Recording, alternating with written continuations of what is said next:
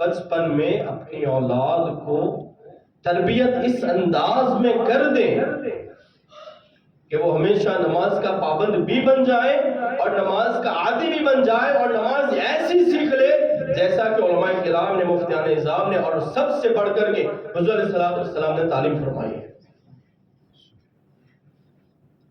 سب سے بیسٹ یہ نہیں کہ بس بچہ جاتا ہے مدرسہ، ناظرہ قرآن پڑھ لیا بغیر تجوید کے، ادھر ادھر کر کے اٹک اٹک کے ہو گیا، بس ہو گیا. 7ویں کلاس میں 8ویں سٹینڈرڈ میں آ گیا، بس ہو گیا. مولوی صاحب بڑا چھوٹا کالے مدرسہ نے انہوں قرآن سے پورو تھے گئے اور ختم. یہ تو تربیت کا نام نہیں ہے. تو میں پھر دوبارہ آپ کو یہ بھی ریکویسٹ کر رہا ہوں، سب سے ویسے تو جب جاگے نا تب بیسٹ وقت ہوتا ہے، لیکن اگر آپ یہ فیل کر رہے ہیں کہ اب عمر ہو گئی، اب بات سمجھ میں نہیں آتی ہے، تو پڑھنا تو آپ کا قبول نہیں ہے، لیکن آپ اگر اتنے ہی سیریس ہیں اس بات کو لے کر کے تو اپنے اولاد کے حوالے سے آپ کیا سوچتے ہیں؟ سوچا ہے کبھی کہ مدرسے میں کیا ہوتا ہے؟ سوچا ہے کبھی پڑھائی کیسی ہو رہی ہے؟ سوچا ہے کبھی مدرسے میں سسٹم کیا ہے؟ اسکول کے رکشہ کے لیے 500 روپے ہمارے پاس ہے، مدرسے کے لیے 50 روپے تک نہیں ملتے ہیں. سوچے اس پر افسوس کرنے کی بات ہے. اور بغیر پیسوں کے تو آج کل کچھ نہیں چلتا ہے. کون ہے جو بغیر پیسوں کے چلتا ہے؟ تھوڑے بہت پیسوں سے بھی وہ زمانہ بھی گزر گیا. تو اس پر بھی غور فرمائیں کہ صرف آپ کے لیے نہیں مہنگائی ہے، مہنگائی ہر ایک کے لیے ہوئی ہے. مولوی صاحب کے لیے بھی ہوئی ہے، مسجد کے اخراجات کے لیے بھی مہنگائی اتنی بڑھ گئی ہے جتنا کہ آپ کے گھر کے لیے بڑھ گئی ہے. پرانے سیلری آپ کی 10,000 میں آپ آرام سے جی بھی لیتے تھے، بچ بھی جاتا تھا. اب تو نہیں ہو رہا ہے. تو وہی 50 روپے آدمی مدرسے کے لیے کیوں ہم نے عادت بنا رکھی ہے؟ کون سوچے گا اس کو؟ تو ہم اہمیت نہیں دے رہے نا. اصل وجہ یہ ہے کہ ہمیں اہمیت نہیں ہے ان چیزوں کی. اگر ہم اس کی اہمیت سمجھتے جیسے اسکول کی سمجھ رہے ہیں تو ہم اس کے لیے ایکٹیو ہوتے، ہم اس کے لیے بیدار ہوتے. ہم بار بار پوچھتے کہ کیا ہو رہا ہے، بچے کی پروگریس کہاں تک پہنچی ہے، کیا بچے نے ناظرہ پڑھ لیا مگر نماز پڑھنا اس کو آیا ہے کہ نہیں آیا ہے، ہم کبھی دیکھتے ہیں. مگر اس بات کے ساتھ پھر ایک افسوس کی بات یہ ہے کہ چیک کون کرے گا؟ ماں باپ کے خود کے ٹھکانے نہیں ہے، وہ کیا چیک کریں؟ معاف کیجئے گا مجھے سخت جملوں کے لیے. پراپر نماز جس طرح سے پڑھنی ہے، ہمارے اندر ہے جگر کہ ہم کسی کو کہیں کہ میں پڑھ کے دکھاتا ہوں نماز کیسے پڑھی جاتی ہے. 2-4 علماء کو بٹھا کے ہے کسی کا جگر اتنے میں سے لوگوں سے، بلکہ کسی کو بھی پوچھ لے اٹھا کے کہ آپ نے نماز پڑھ کے دکھانی ہے. چونکہ ہم نے پراپر سیکھا نہیں نا، اس لیے ہمت نہیں ہوتی. تو پھر ہم بچوں کے لیے کیا چیک کریں گے؟ ہم تو وہی دیکھیں گے نا، بس پڑھتے ہو گیا الف لام میم ذالک الکتاب، اس طرح سے ہو گیا، بس ختم. میں ساری باتیں کھول کے اس لیے رکھ رہا ہوں تاکہ آپ کو اچھے سے آپ انڈرسٹینڈ کریں. تو سب سے بیسٹ وقت ہے بچپن میں. اگر آپ سے نہیں ہوا ہے، آپ اس کے لیے کچھ سیریس ہیں، تو کم سے کم جو حادثات آپ کے ساتھ ہوئے ہیں آپ اپنی اولاد کے ساتھ وہ حادثات نہ ہونے. تو انشاءاللہ تعالیٰ اس کے لیے کل بھی آپ نے اعلان سنا، میں اس کے ایڈورٹائز کے لیے کھڑا نہیں ہوا ہوں.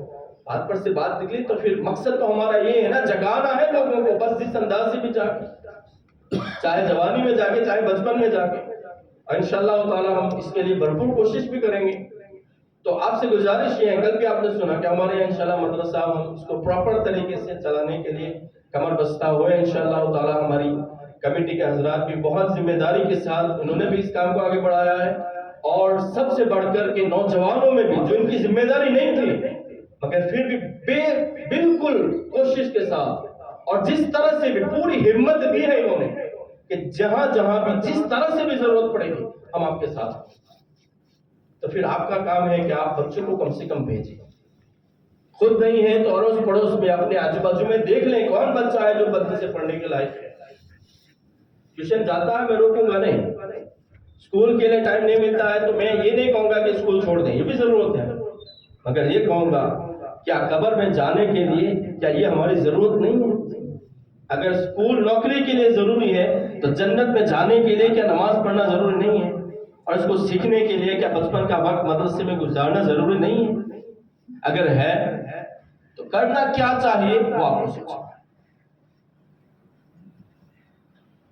درود شریف پڑھے اللہم صلی علی سیدنا مولانا محمد وعلی آل سیدنا مولانا محمد وبارک وسلم.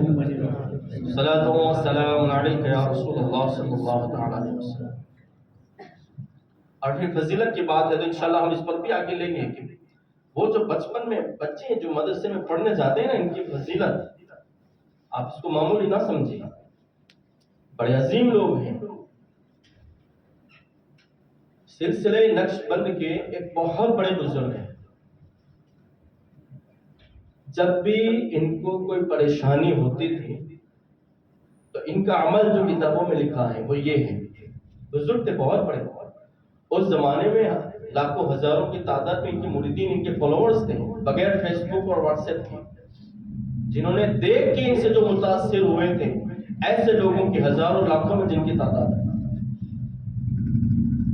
ان کا عمل یہ تھا کہ جب بھی انہیں کوئی پریشانی ہوتی تھی تو وہ بالکل چھوٹا بچہ مکتب کا جو الف با تا سا پڑھ رہا ہے، اپنی توتلی زبان سے فرماتے ہیں کہ وہ بزرگ ان بچوں کے پاس جاتے تھے، انہیں ہدیہ دیتے تھے اور ان سے کہتے تھے کہ اللہ تبارک و تعالیٰ کی بارگاہ میں میرے لیے دعا کریں کہ اللہ میری مشکلیں آسان فرمائے. سوچا ہے کبھی مشکلات کے لیے کہاں کہاں پیسہ خرچ کیا ہے آپ نے؟ میں یہ نہیں کہہ رہا ہوں کہ آپ بچوں کو خوب تھے، میں یہ کہہ رہا ہوں کبھی ہم نے یہ غور کیا ہے؟ کبھی ہماری تربیت اس انداز میں کبھی کسی نے کی ہے؟ ہمیں مدرسے کی کبھی اتنی ویلیو بھی معلوم ہوئی ہے کہ اس میں پڑھنے والا بچہ، چھوٹا سا بچہ، ابھی تو وہ صحیح سے الفبا بھی نہیں پڑھ پا رہا ہے، مگر اللہ کے نام پہ بغیر سمجھے جو آ گیا ہے تو پھر اللہ کی بارگاہ میں ویلیو اتنی بڑی ہوتی ہے کہ بزرگ اس سے دعائیں کرواتے رہتے ہیں. اپنا بچہ، آپ کا اپنا بچہ، اپنے ارد گرد کا بچہ، اڑوس پڑوس کا بچہ، اسے بھیجیں اور مشکل آتی ہے تو اسی سے کہیں کہ اللہ کے بارگاہ میں دعا کریں. نہیں ہے در در بھٹکنے کی ضرورت نہیں ہے. ہم محمد رسول اللہ کے غلام ہیں صلی اللہ علیہ وسلم. ہمیں کسی لیڈر کے پاؤں پکڑنے کی ضرورت نہیں ہے.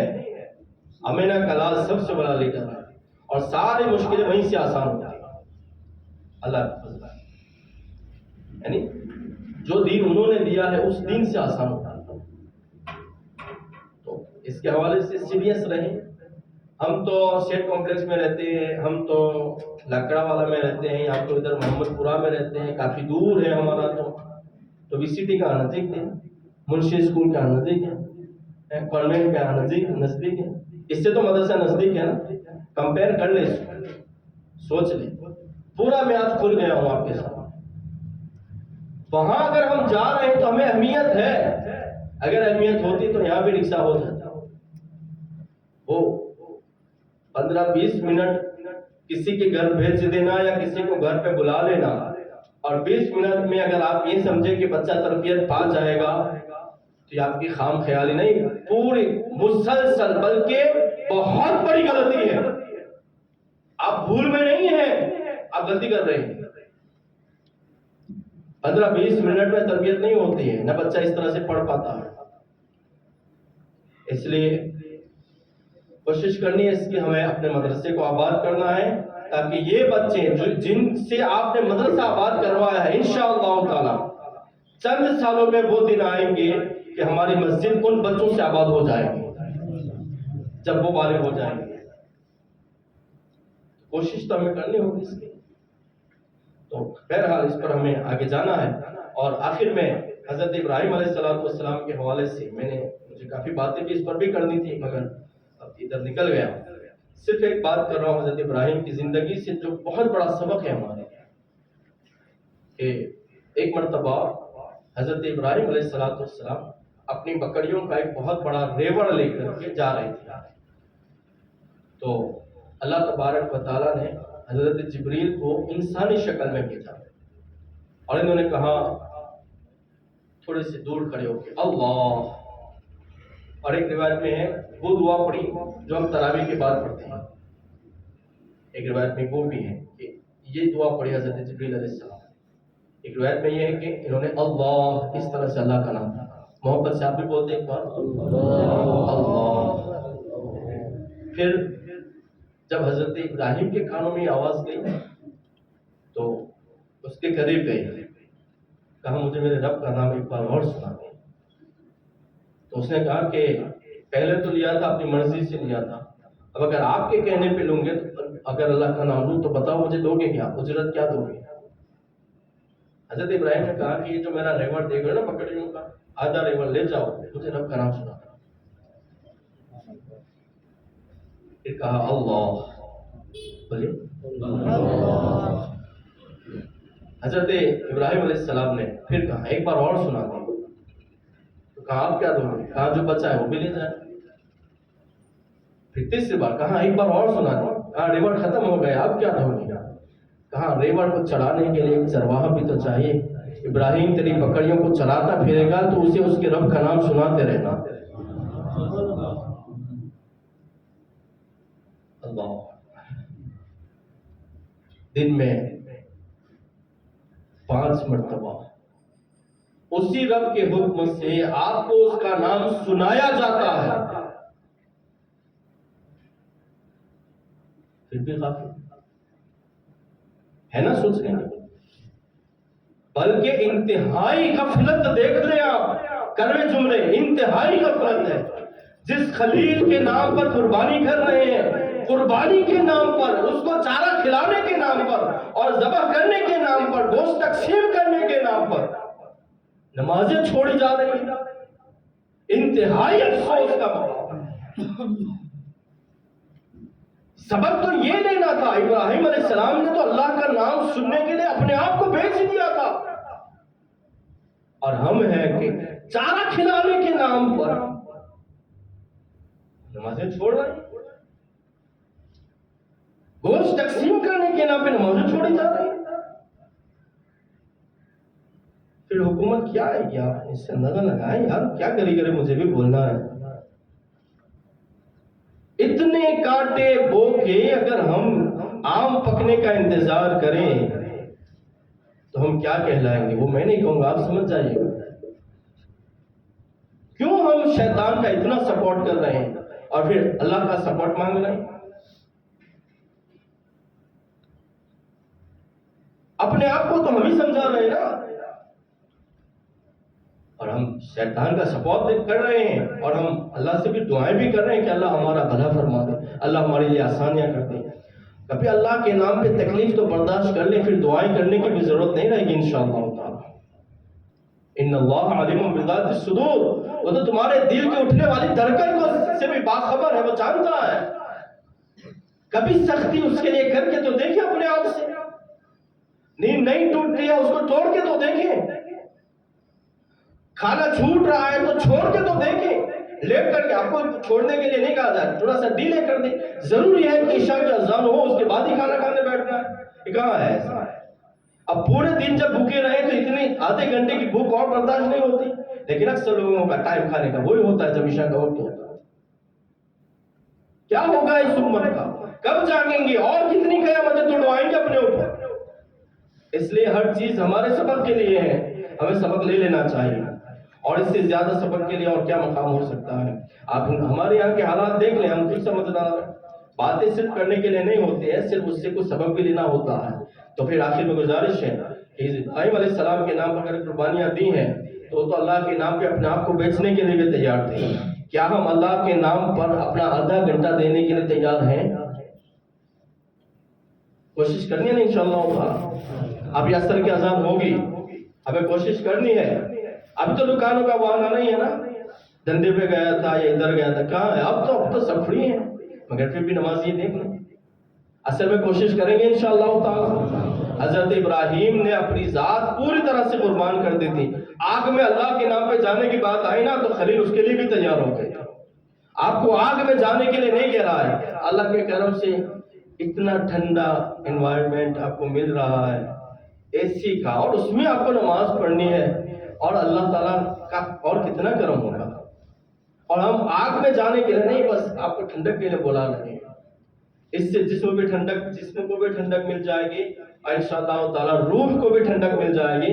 और ये ठंडक पहुंचते पहुंचते अगर रूह में रूहानियत आ जाएगी तो फिर शैतान तुम्हारा कुछ नहीं बिगाड़ सकता। अल्लाह तबारक व तआला मुझे हम सबको अमल की तौफीक नसीब फरमाए। व आखिरु दावाना अल्हम्दुलिल्लाहि रब्बिल आलमीन।